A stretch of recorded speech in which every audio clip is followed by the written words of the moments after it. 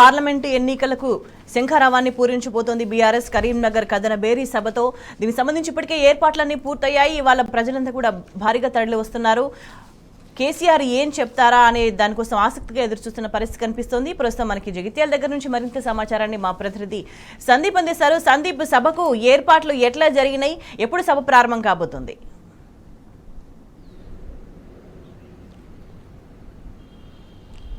Right, మధ్యాహ్నం 2 తర్వాత నుంచి సీఎం కేసీఆర్ గారి సభ ప్రారంభం కాబోతుంది. అంటే ఈ సభకు సంబంధించి ఇప్పటికైతే అన్ని ఏర్పాట్లు పూర్తయ్యాయి.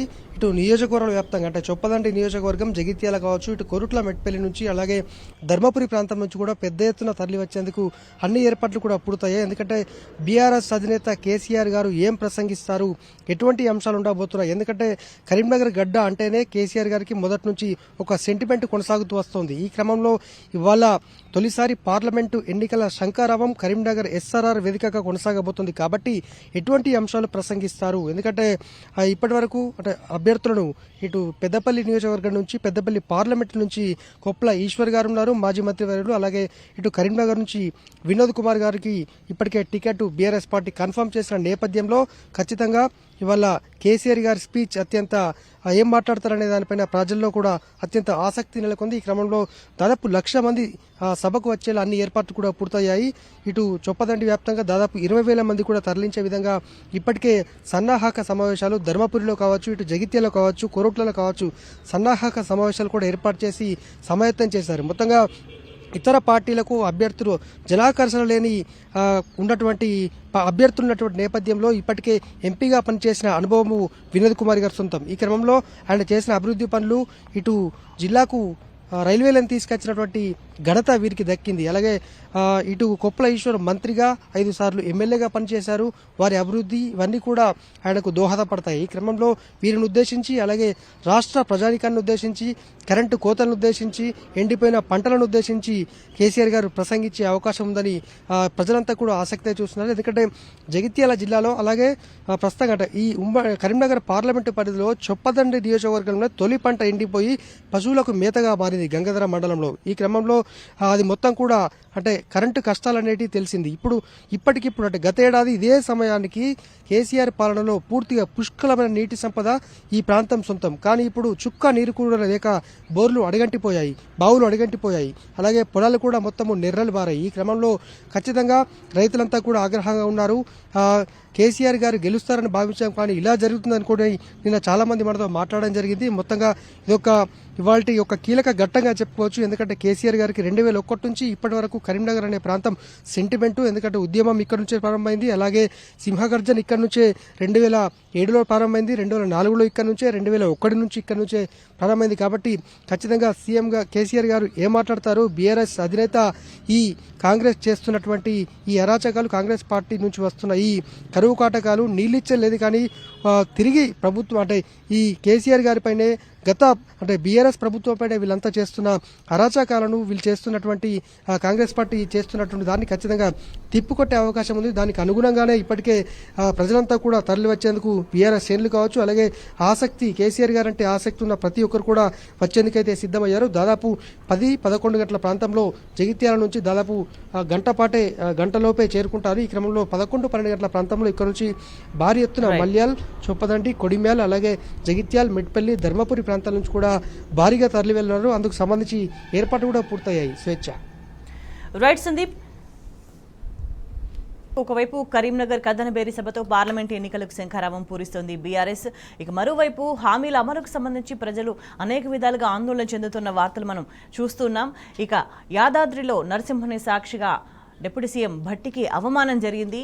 అండ్ ప్రజల్లో ఈ వార్తలు ఎట్లా తీసుకుంటారు, ప్రజలు ఎట్లా రిసీవ్ చేసుకుంటారు, ఈ పరిణామాలు ఎట్లా చూస్తారు, దీనికి సంబంధించి వాళ్ళు మనం చర్చిద్దాం. మనతో పాటు చర్చలో జాయిన్ అవుతున్నారు బీఆర్ఎస్ నుంచి బాలరాజు యాదవ్ గారు, అదేవిధంగా జంగయ్య యాదవ్ గారు, పొలిటికల్ అనలిస్ట్. గుడ్ మార్నింగ్ అండి. ముందుగా బాలరాజు గారు, కరీంనగర్ సభ అంతకుముందు ఎప్పుడు చూసినా కూడా సెంటిమెంట్గా ఉంటూ వస్తుంది. కరీంనగర్ సభ నుంచే కూడా అన్ని ప్రారంభించుకున్న పరిస్థితి కనిపిస్తుంది. కరీంనగర్ ప్రజలు కూడా బీఆర్ఎస్కి అండగా ఉన్న పరిస్థితి కనిపిస్తుంది. ఇవాల్టి సభ ఎటువంటి ఇంపాక్ట్ చూపించబోతుంది అనుకుంటున్నారు? ముందుగా స్వేచ్ఛ గారు, మీకు అదేవిధంగా టీ న్యూస్ ప్రేక్షకులకి, ప్యానెల్లో పెద్దలు, రాజకీయ విశ్లేషకులు జంగయ్య యాదవ్ గారికి నమస్కారం. ఏదైతే ఈరోజు జరగబోయే పార్లమెంట్ ఎలక్షన్ల సంబంధించి ఏదైతే కరీంనగర్ యుద్ధ పేరు ఏదైతే ఉందో ఇవాళ రేపు రాజకీయ పరిణామాలకు రేపు జరగబోయే పార్లమెంట్ ఎలక్షన్లో బీఆర్ఎస్ పార్టీకి ప్రజలు ఇస్తున్న మద్దతుకు ఇది శుభసూచకంగా ఒక ప్రారంభమైనటువంటి సభగా రేపటి ఇవాళ సభని భావించవచ్చు. అనేక సందర్భాల్లో కరీంనగర్ తెలంగాణ ఉద్యమ సమయం నుంచి అదేవిధంగా కేసీఆర్ గారిని తెలంగాణ రాష్ట్రానికి అందియడం కావచ్చు, అదేవిధంగా తెలంగాణ రాష్ట్ర ఆవిర్భావ సమయంలో ఉద్యమ సమయంలో అనేక సందర్భాల్లో మరి టీఆర్ఎస్ పార్టీకి ఆ రోజున అధినేతకు ధైర్యాన్ని ఇచ్చినటువంటి గడ్డ కరీంనగర్ గడ్డ. ఆ కరీంనగర్ గడ్డ మీదే 2001లో మే 17వ తారీఖున సింహగర్జన చేసి తెలంగాణ ప్రజలు, తెలంగాణ యువత, తెలంగాణ సబ్బండ వర్గాల ప్రజలు తెలంగాణ రాష్ట్రం తప్ప ఏం కోరుకుంటలేరని చెప్పేసి ఆ రోజు చేసిన సింహగర్జన 2001లో తెలంగాణ సమాజానికే కాదు, రాజకీయ పార్టీలకే కాదు, భారతదేశ వ్యాప్తంగా రాజకీయ పార్టీలు పెను సంచలనంగా మారింది. పెను సంచలనంగా మారిన తర్వాతకి మళ్ళీ 2004లో ఆ రోజు కాంగ్రెస్ పార్టీ అధికారంలోకి వచ్చి ఆ రోజు ఉన్నటువంటి కాంగ్రెస్ ప్రభుత్వం తెలంగాణ ఆవిర్భావాన్ని, తెలంగాణ రాష్ట్ర ఉద్యమాన్ని తక్కువ చేయాలని చూస్తే, తెలంగాణ ఉద్యమాన్ని అణచివేయాలని చూస్తే, తెలంగాణ రాష్ట్రం అవసరం లేదని చెప్పేసి చెప్పే ప్రయత్నం చేస్తే ఆ కుటిల ప్రయత్నాన్ని మరి బండకేసి కొట్టి, అరే బిడ్డ తెలంగాణ ప్రజలకు తెలంగాణ రాష్ట్రం తప్ప ఏం లేదు, కేసీఆర్ నాయకత్వంలో కొట్లాడుతుంది తెలంగాణ రాష్ట్రం కోసమే తప్ప పదవుల కోసం కాదు, మీరు ఇచ్చేటువంటి చిన్న చిన్న బడ్జెట్ల కోసం కాదని చెప్పేసి ఆ రోజు మరి ఇవాళ నేలకు కొట్టి ఆ రోజు 2006లో కేసీఆర్ గారిని రాజీనామా చేస్తే 2,01,582 ఓట్లతోటి అత్యధిక మెజార్టీతో ఆ రోజు పార్లమెంట్ ఎలక్షన్లో గెలిపించి కాంగ్రెస్ ప్రభుత్వానికి ఆ రోజున్న రాజకీయ పార్టీలకు చెంపపెట్టులాగా కేసీఆర్ నాయకత్వాన్ని మరొకసారి మరి నింగికి ఎగిసేటట్టు చేసి తెలంగాణ ఉద్యమాన్ని మళ్ళా నిలబెట్టేటట్టు చేసినటువంటి గడ్డ కరీంనగర్ గడ్డ.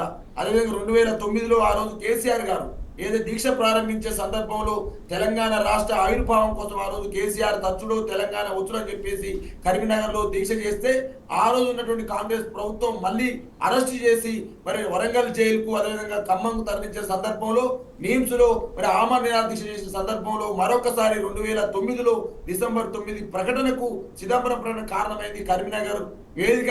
ఆ కరీంనగర్ వేదిక ప్రారంభించినటువంటి ఆ రోజు దీక్ష దివస్ అని చెప్పేసి అలా స్పష్టంగా టీవీ ద్వారా చెప్తా ఉన్నాం. అదేవిధంగా 2011లో సకల జిల్లా సమ్మె కూడా అక్కడి నుంచే స్టార్ట్ అయింది. ఆ యొక్క సకల జిల్లా సమ్మె కూడా మేము స్టార్ట్ చేస్తామని చెప్పేసి ఆ రోజు సెప్టెంబర్ 23వ తారీఖు రోజున కేసీఆర్ గారు ప్రకటన చేయడం జరిగింది. అంటే ఇవన్నీ పరిణామాలు చూస్తూ ఉంటే ఎప్పుడు తెలంగాణ ఉద్యమానికి, ఎప్పుడు తెలంగాణ కింద పడుతున్న సందర్భంలో కేసీఆర్ నాయకత్వాన్ని పైకి ఎగిసిపడేలాగా ఒక ఫినిక్స్ పక్షి లాగా, అంటే కింద పడుతున్న ఫినిక్స్ పక్షి ఏ విధంగానైతే సూర్యుని వైపు ప్రయాణిస్తుందో ఆ విధంగా కరీంనగర్ జిల్లా ఒక కథన రంగం లాగా, తెలంగాణ ఉద్యమానికి దిక్సూచిలాగా ఇంకా ప్రతి సందర్భంలో అంటే తెలంగాణ రాష్ట్రం ఇష్టం లేని వాళ్ళు, తెలంగాణ రాష్ట్రం ఏర్పడొద్దని వాళ్ళు ఇలా తెలంగాణ రాష్ట్రం ప్రభుత్వంలో ముఖ్యంగా ఉన్నారు. ఇలా రేవంత్ రెడ్డి ముఖ్యమంత్రి గారు తెలంగాణ ఉద్యమాన్ని అబాస్పాలు చేసిన గతంలో తెలంగాణ ఉద్యమానికి చేస్తున్న సందర్భంలో విద్యార్థులపైకి, యువతపైకి రైఫిల్ ఎక్కి పెట్టినాడు. అదేవిధంగా చంద్రబాబు నాయుడు నాయకత్వంలో తెలంగాణ రాష్ట్రం రావద్దని చెప్పేసి ఆ రోజు రేవంత్ రెడ్డి గారు అనేక కుట్రలు చేసిన నాయకుడు ఇలా ముఖ్యమంత్రిగా ఉండి తెలంగాణ చరిత్రను, తెలంగాణ ప్రతిభను, తెలంగాణ ప్రభను, తెలంగాణలో జరిగిన అభివృద్ధిని, కేసీఆర్ నాయకత్వాన్ని ఇలా అబాస్పాలు చేయాలనే ప్రయత్నం చేస్తా ఉన్నాడు. ఆ ప్రయత్నాలకు చెంపపెట్టులాగా ఇలా కరీంనగర్ లో లక్షలాది మంది తరలి వస్తా ఉన్నారు. కేసీఆర్ గారు ఏం చెప్తారు, కేసీఆర్ గారి మాటలు వినాలని, కేసీఆర్ గారు చేసేటువంటి ఏదైతే ప్రయత్నాలు ఉన్నాయో ఈ తెలంగాణ రాష్ట్రంలో జరుగుతున్నటువంటి అరాచక పాలన, తెలంగాణ రాష్ట్రంలో జరుగుతున్న రేవంత్ రెడ్డి దేశ్ముఖ్ పాలన, తెలంగాణలో జరుగుతున్న తుగ్లక్ పాలన, ఈ 90 రోజుల కాలంలో వీరు చేస్తున్నటువంటి అరాచక పనులు ఏదైతే ఉన్నాయో తెలంగాణ యొక్క ప్రభను తగ్గించాలని, తెలంగాణ ప్రభావాన్ని తగ్గించాలని ప్రయత్నం రేవంత్ రెడ్డి చేస్తా ఉన్నారో ఆ రేవంత్ రెడ్డి చేస్తున్నటువంటి వికిలి చేష్టలకు చెప్పబెట్టలాగా కరీంనగర్ సభ జరగబోతా ఉంది. రైట్ బాలాజీ గారు. జంగయ్య గారు, హామీల అమలుకు సంబంధించి ప్రజలు ఇప్పుడు వేచి చూస్తున్న పరిస్థితి కనిపిస్తుంది. అనేక చోట్ల వ్యవసాయానికి కావచ్చు, కరెంటు కావచ్చు, కష్టాలు పడుతున్న పరిస్థితి కనిపిస్తుంది. ఈ నేపథ్యంలో కాంగ్రెస్ ఇచ్చిన హామీలకు సంబంధించి నిలదీద్దాం, కాంగ్రెస్ తెలంగాణ ప్రయోజనాలకు ఏ విధంగా గండిగొడుతుంది, వాటన్నిటిని కూడా ఎండగడదామన్న ఒక ఉద్దేశంతో జరుగుతున్న కరీంనగర్ సభ ఇది ఏ మేరకు ప్లస్ చేస్తుంది అని అంటారు?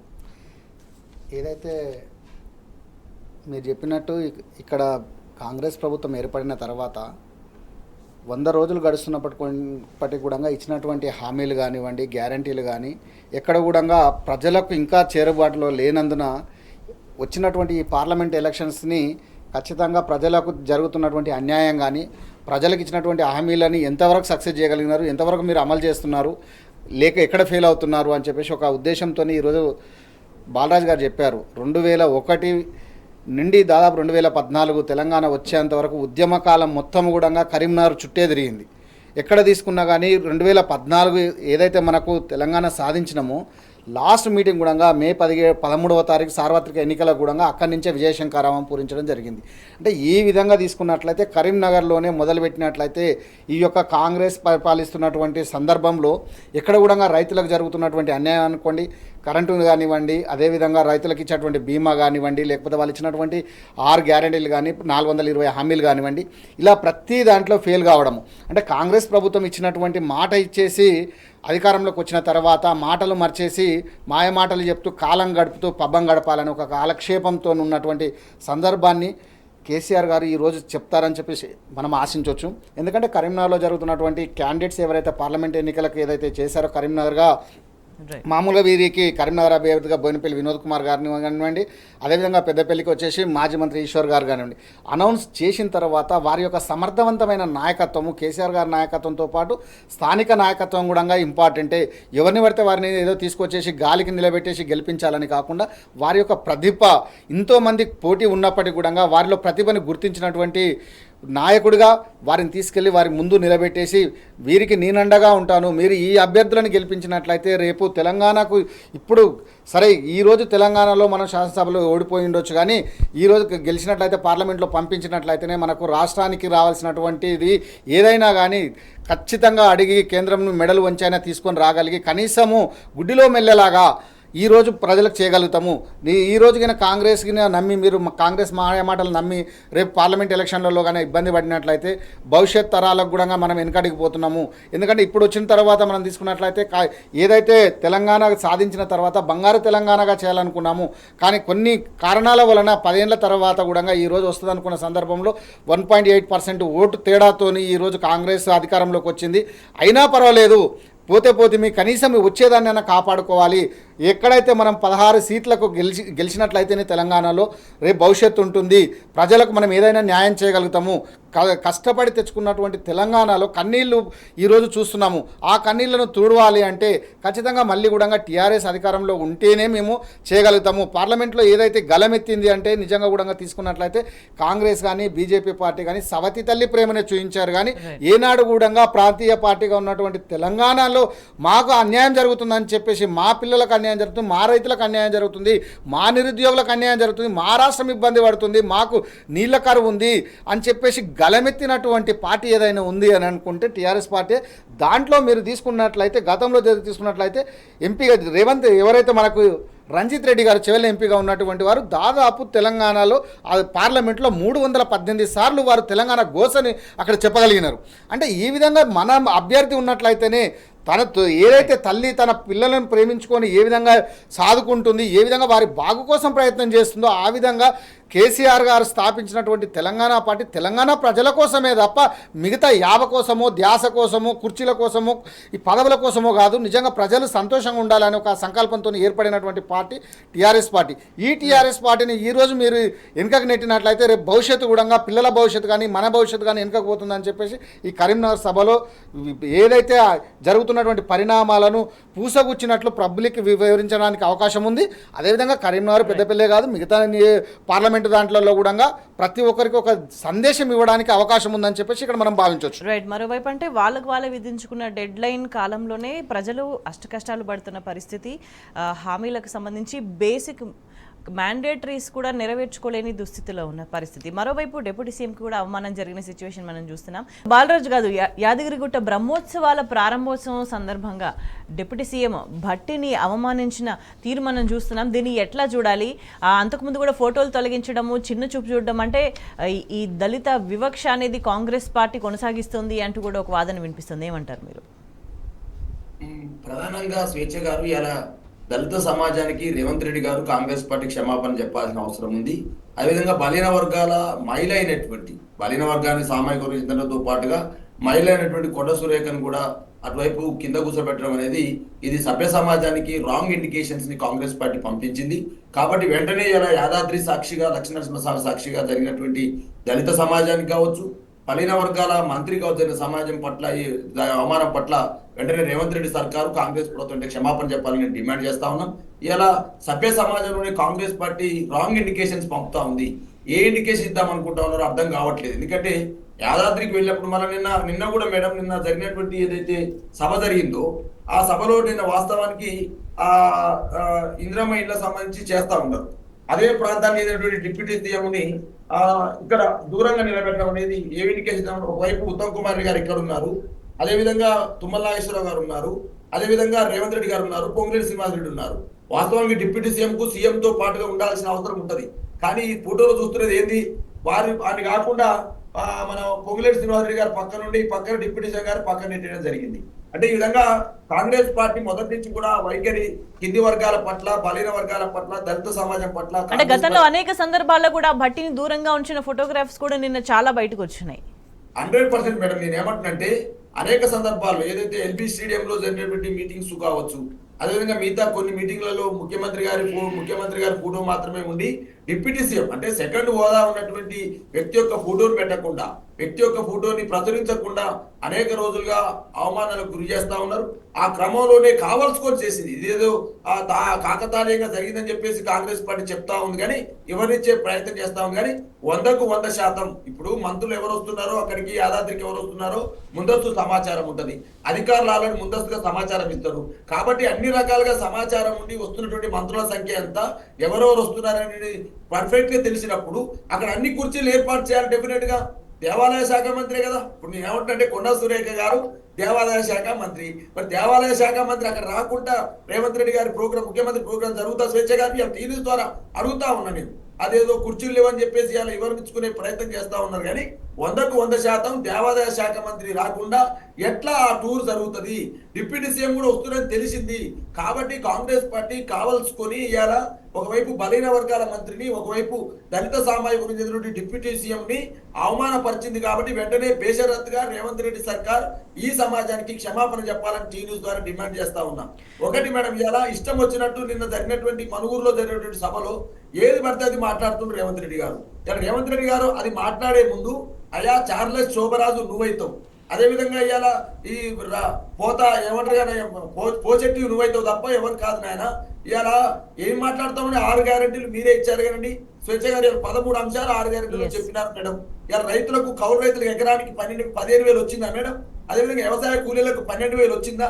వరి పంట కింటాకు 500 రూపాయల బోనస్ ఇస్తామన్నారు, వచ్చిందా? గృహజ్యోతి సంబంధించి 200 యూనిట్ల సంబంధించి ఉచిత విద్యుత్ సంబంధించి 3 నెలలు గడిచింది, ఇంకా రోజుల సమయం మిగిలింది. ఏ మాత్రం చేస్తారని కూడా ప్రజలు వేచి చూస్తున్నారు. బాలరాజు గారు, జంగయ్య గారు, స్వేచ్ఛ గారు చెప్పండి. 94 రోజులైంది ఈ రోజు వాళ్ళ అధికారంలోకి వచ్చి. 100 రోజులలో అమలు చేస్తామన్నారు మేడం. ఇంతకుముందు చెప్పిన 3 అంశాలతో పాటుగా 200 యూనిట్ల ఉచిత విద్యుత్ అని చెప్పారు. ఈ రాష్ట్రంలో 1,05,00,000 ఉచిత విద్యుత్ వాడేటువంటి 200 యూనిట్లు లోపు వాడేటువంటి ఏదైతే కనెక్షన్ల సంఖ్య ఉన్నది. మరి ఇలా 30 లక్షలకు 20 లక్షలకు ఇచ్చేసి ఇలా చేతులు దులుపుకునే ప్రయత్నం. ఇందిరమ్మ ఇండ్లు మేడం ఇలా 5 లక్షలకు సంబంధించి అయితే నేను మాట్లాడినారు కదా, ఎవరికి ఇస్తారు, ఎట్లా ఇస్తారు అనేది ఒక క్లారిటీ లేదు ఇందిరమ్మ ఇండ్ల విషయంలో. ఉద్యమకారులకి 250 చదరపు గజాల ఇంటి స్థలం ఇస్తామన్నారు మేడం. ఇవాళ 94 రోజులు 6 రోజులు ఉంది, దాని మీద ఊసు లేదు, ఏం లేదు. మహాలక్ష్మి 2500 వృత్తి, దాని మీద ఊసు లేదు. అదేవిధంగా 500 రూపాయల గ్యాస్ సిలిండర్ మేడం. ఇట్లా లిస్ట్ అవుట్ చేసుకుంటూ పోతుంటే చాలా ఉన్నాయి, కానీ 100 రోజుల్లో చేస్తామన్నారు. ఇంకా రోజుల టైమే ఉంది కాబట్టి ప్రజలు కూడా వేచి చూస్తున్న సిచ్యువేషన్ మనకు కనిపిస్తుంది. జంగయ్య గారు, అంటే సాక్షాత్తు డిప్యూటీ సీఎంకే ఇంతటి అవమానం పదే జరిగినప్పుడు, అంటే అనేక సందర్భాల్లో కూడా హామీలకు సంబంధించి అడిగిన రైతులని కూడా ఇష్టం వచ్చినట్టు దుర్భాషలాడిన పరిస్థితి, మాకు ఇట్లా నష్టం జరుగుతుంది మీరు ఏం చేస్తారని అడిగిన వాళ్ళని కూడా ఇష్టం వచ్చినట్టు మాట్లాడిన పరిస్థితి ఉంది. అంటే ఎట్లా చూడాలి దీన్ని, ఏ పాలన అనుకోవాలి? ఇక్కడ మీరు చెప్పినట్లు ఇంతకుముందు బాలరాజు గారు చెప్పారు, లక్ష్మీ నరసింహస్వామి సాక్షిగానే ఇంత అన్యాయం జరిగితే ఇంకా చెప్పుకునేది దేవుని దగ్గరికి చెప్పుకుంటాము. మామూలుగా దేవుని దగ్గరనే అన్యాయం చేస్తే ఇంకోనికి చెప్పుకోవాలన్నట్టు డిప్యూటీ సీఎంకే లేకపోతే సామాజిక న్యాయం లేకపోతే కామన్ మ్యాన్కి ఎక్కడ న్యాయం అందుతుంది, సామాజిక న్యాయం అని చెప్పేసి దళిత వర్గాలు ఆల్రెడీ ధర్నాలు చేయడము, రస్తారోలు చేయడం మనం చూస్తూనే ఉన్నాము. ప్రజల పక్షాన నిలబడినటువంటి రేవంత్ రెడ్డి గారు అని చెప్తున్నారు. కానీ ఇంతకుముందు నేను ఒక వీడియో చూశాను, నేను మామూలుగా ఫోటో. రేవంత్ రెడ్డి గారు ఏదైతే నిన్న జరిగినటువంటి సంఘటన మనం తీసుకున్నట్లయితే మీరు ఒకసారి చూపించుకుంటే, బట్టి విక్రమార్క గారు రాహుల్ గాంధీ గారు వచ్చినప్పుడు జనరల్గా పైన కూర్చున్నారు, అదే కోమటిరెడ్డి వెంకటరెడ్డి గారు కింద కూర్చొని మీరు టిఫిన్ చేస్తున్నారు, మేము ఇచ్చినటువంటి సామాజిక న్యాయం అది అని చెప్పారు. కానీ ఇక్కడ స్పష్టంగా మనకు తెలుస్తున్నది ఏంటంటే ప్రతిపక్షంలో ఉన్నప్పుడు ఇదే ఎస్సీ ఎస్టీ బీసీ మైనార్టీలు మీరే దేవుళ్ళు అని చెప్పేసి ప్రేయర్ చేసినటువంటి కాంగ్రెస్ పార్టీ అధికారం రాగానే పక్కకు నెట్టేసేసి వాళ్ళు మాత్రం పైన కూర్చుంటున్నారు. అంటే దీనికి అర్థం ఎక్కడ వస్తుందంటే జనరల్గా అధికారం కోసం ఏమైనా చేయగలుగుతారు, ఎవరికి ఎంత వరకైనా దిగజారగలుగుతారు, అంటే కింద కూర్చుంటారు, కావాలంటే ఇంకేమైనా చేయగలుగుతారు. కానీ అధికారం వచ్చిన తర్వాత మాత్రం వారే కూర్చుంటున్నారు. అంటే ఇక్కడ డిప్యూటీ సీఎం పరిస్థితి ఈ విధంగా ఉంటే సామాన్యుని పరిస్థితి ఏంది? అదేవిధంగా మీరు తీసుకున్నట్లయితే కాంగ్రెస్ పేద వర్గాలపై ఎంతసేపు ఓట్ల కోసం కపట ప్రేమ ఒలకబోస్తుంది తప్ప నిజంగా వారి మీద ప్రేమ ఉన్నట్లయితే ఆ రోజు ఇచ్చినటువంటి సముచిత గౌరవం ఈరోజు ఎందుకు ఇవ్వలేకపోతున్నారు? ఇంకొకటి రేవంత్ రెడ్డి గారు ఎంతసేపు ఒకటే మాట, పడగొడదామని చూస్తున్నారు. ఎవరు పడగొడతారు, ఏ మొగోడు పడగొడతాడు, వచ్చి చూడండి కార్యకర్తలు తెలుసుకుంటారు అంటున్నారు. నిజంగా అంత మొగోళ్ళే పడగొట్టాలి అంటే ఆడోళ్ళు చేతగానోళ్ళు అని చెప్పేసి మీరు ఇండికేషన్ ఇవ్వాలనుకుంటున్నారా? అంటే ఎక్కడ పోతున్నది మీ యాస కానీ మీ భాష కానీ? అంటే ఒక రాజుగా ఉండి మీరు ఒక ముఖ్యమంత్రి హోదాలో ఉంటూ ఒక సామాన్యుని కంటే కూడా కింది స్థాయి మాటలు మాట్లాడి జనాలలో మీ యొక్క నాయకత్వానికి మీరు ఇస్తున్నటువంటి సమాధానం అంటే మీరు ఉన్నటువంటి కింది కార్యకర్తలు కూడా ఆ విధంగా ప్రవర్తించాలని చెప్పేసా? అదేవిధంగా మీరు ఒక ముఖ్యమంత్రి కేసీఆర్ గారిని పట్టుకొనేసి మామూలుగా ఏది ఈ కామెంట్స్ మీరు చూసినట్లయితే పేడుమూతోడని చెప్పడము, హరీష్ రావు గారిని పట్టుకొని ఇంత దూలమెత్తు పెరిగిండు, ధమాక్ లేదని చెప్పి కామెంట్ చేయడము. అంటే ఒక ప్రజలలో ఒక భాషని బట్టి కూడా అవతలలో డిసైడ్ చేస్తారు. కానీ మీరు సైనిక అధికారిగా మాట్లాడుతున్నారు తప్ప ఒక రాజులాగా మాట్లాడినట్టు ఇక్కడ కూడా కనిపించట్లేదు.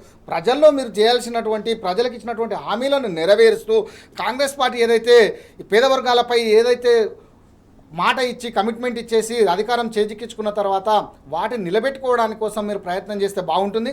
అదేవిధంగా అసమర్థ ప్రభుత్వంగా ప్రజల్లో మీరు నిలవద్దు అనుకుంటే మీరు ఇచ్చినటువంటి హామీలు ఏవైతే అవి ఉన్నాయో వాటిని 100 రోజులు అని చెప్పారు. దాదాపు ఈరోజు 94 రోజులు, ఇంకా ఒక 3 రోజుల కాల వ్యవధిలో మీరు వాటిని నెరవేర్చినట్లయితే నిజంగా కూడా మీరు వారు నమ్ముకున్నటువంటి వారు ఆశలు పెట్టుకున్నటువంటి పేద ప్రజల ఆశల్లో పెట్టుకున్నటువంటి మీ మీద మీరు నమ్మకాన్ని వమ్ము చేయకుండా చేసినట్లయితే బాగుంటుంది. ప్రతిపక్షాలను తిడుతూ కాలం గడపాలి, ఏదో ఎలక్షన్ కోడ్ ఇంకా 3-4 రోజులలో వస్తుంది, కానీ 100 రోజులలో చేద్దామనుకున్నాము, ఎలక్షన్ కోడ్ వచ్చింది, మేము చేయలేకపోయినామని కుంటి సాకులు చెప్పేసి ఏదో ఎత్తేయాలని చెప్పేసి చూస్తున్నారు. పదే మనము అబద్ధాన్ని కూడా పదే చెప్పినట్లయితే అది నిజమవుతుంది అని చెప్పేసి ప్రజల్లో ఒక భ్రమ కలిగించడానికి ప్రయత్నం చేస్తున్నారు. కానీ ప్రతిపక్షాలను తిట్టిపోసడానికంటే కూడా మీరు వచ్చిన తర్వాత అధికారం చేపట్టిన తర్వాత ప్రజలకు ఏం చేసిరు, ఏం చేయాలనుకుంటారు, ఎంతవరకు చేస్తారు దాని మీద కాన్సన్ట్రేషన్ చేసి అంటే 3 నెలల్లో 10 ఏళ్ల కిందటి దుస్థితి వచ్చిన పరిస్థితిని ప్రజలు బాధపడుతున్న సందర్భం మనం చూస్తున్నాము.